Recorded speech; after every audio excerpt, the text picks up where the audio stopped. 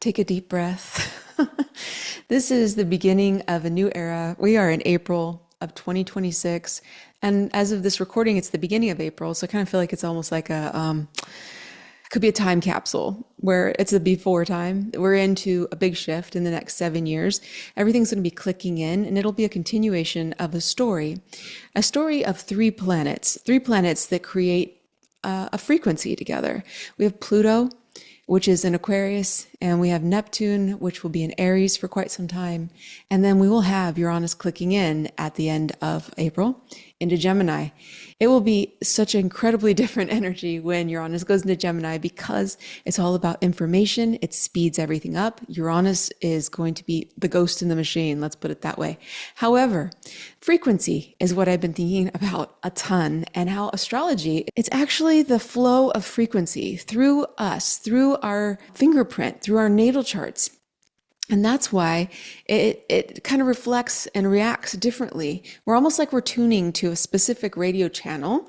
And when we used to have radios in the car, remember? And you'd go in a tunnel or you'd go to a different town and you'd have to shift. You'd have to change the frequency in order to get back to the music that you wanted to hear.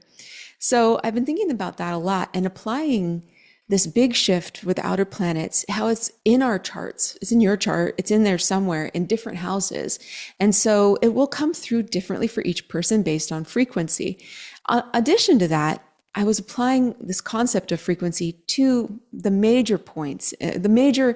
The thing that holds up your entire chart is basically the sun, the moon, and the rising. Whereas the rising sign is you. It's the experiencer. It's the only house in astrology, the only place in astrology where nobody else belongs. It's your personality, it's your body, it's your vehicle that you're moving through experience with. That's your filter. Then the sun. The sun is just like the sun in the solar system. No question about it. How relevant it is to your goal in life to do that sun sign activity. So whatever house it comes through, that's going to give you another layer. And then the moon. The moon is how we move through, how we feel this emotional, material experience of Earth. So it's like a material, spiritual, and practical triad. And so I don't really I actually hardly ever partner with anybody. I don't like making advertisements or anything like that. And I don't need to sell anything to you. I don't need to do anything like that. I never ask you to even subscribe or like or anything. It's just not my style. The reason I want to share this with you is because I'm actually a fan.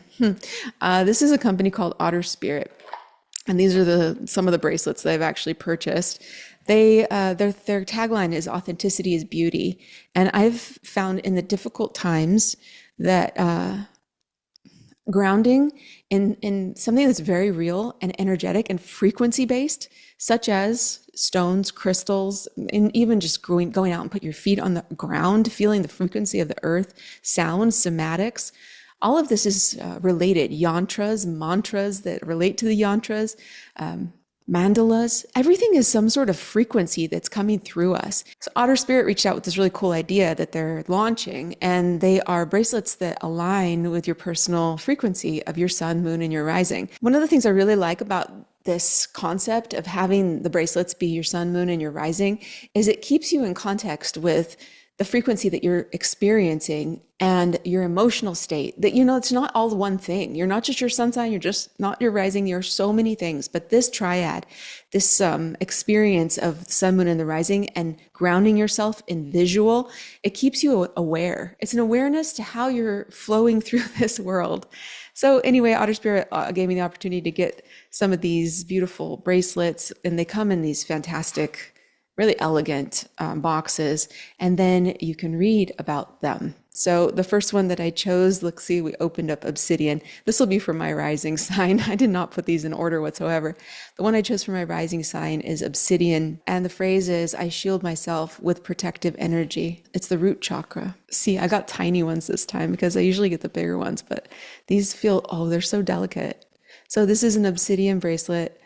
These are really good for layering. Oh yeah, I like that a lot. Of course, it's black. I do enjoy black. Can you guess my rising sign?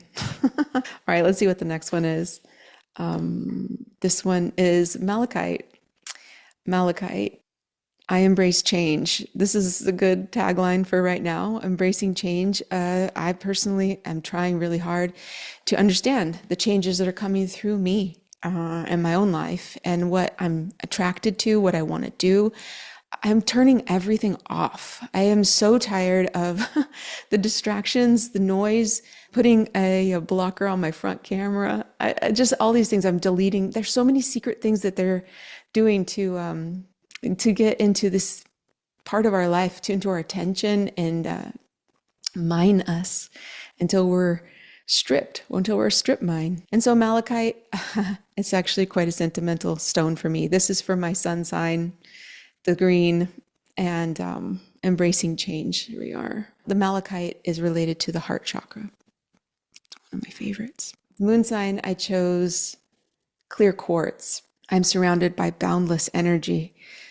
When I've taken the initiative to turn everything off and to really listen to my heart, my soul, my spirit, like turning everything off, not even listening to anything. No, we're going through all this period of where there's just so much noise, and I've become attuned to having something, some sort of information constantly, but just turning it off and listening to your own thoughts, having what songs come into your head, what ideas, and then eventually it's just quiet, and it's just something absolutely magical that we've lost. So anyway, here's clear quartz. Oh yes, very sweet, very stunning, very clear. And this is for all chakras, but I do believe it's most related to the crown chakra. It makes me feel the individuation and the uniqueness of my own path, staying authentic to myself.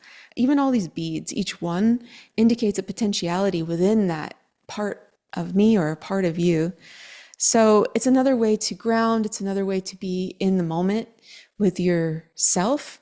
And I think that's part of the big energy with the frequency that's coming through the minor triangle with the outer planets, with Pluto, Uranus, and Neptune, specifically Neptune in Aries, really grabbing hold with that Saturnian element, has it in there too, of your own authority over your spirituality, your connection, not letting anything stop you from connecting uniquely as you do yourself through your own creativity, which is actually the the true expression of the divine that comes through us. Anyway, I would like to thank Otter Spirit for this opportunity to bring awareness to the Sun, Moon, and Rising program that they're doing. And it's almost like a little secret that you have too, nobody needs to know this is your Sun, Moon, Rising little triad that you're looking at and you're contemplating and helping yourself ground in knowing yourself.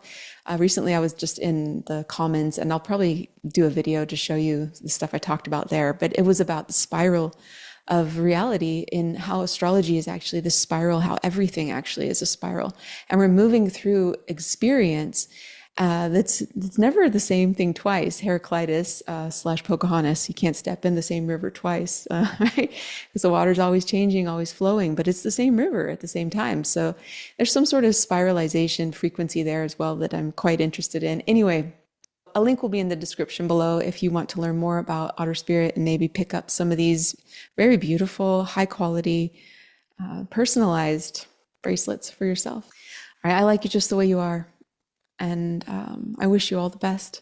And I hope to talk to you soon.